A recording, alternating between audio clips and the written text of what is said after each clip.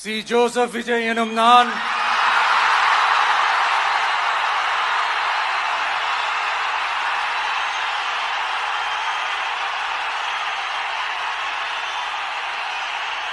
சட்டப்படி அமைக்கப்பெற்ற இந்திய அரசியல் அமைப்பின்பால் உண்மையான நம்பிக்கையும் மாறா பற்றும் கொண்டிருப்பேன் என்றும் இந்திய நாட்டின் ஒப்பில்லாத முழு முதல் ஆட்சியையும் ஒருமையையும் நிலை நிறுத்துவேன் என்றும் தமிழ்நாட்டு அரசின் முதலமைச்சராக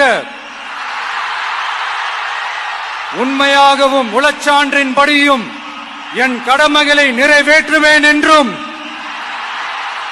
அரசியல் அமைப்பிற்கும் சட்டத்திற்கும் இணங்க அச்சமும் ஒருதலை சார்பும் இன்றி விருப்பு வெறுப்பை விலக்கி பலதரப்பட்ட மக்கள் அனைவருக்கும் நேர்மையானதை செய்வேன் என்றும் ஆண்டவன் மீது ஆணையிட்டு உறுதிமொழிகிறேன்.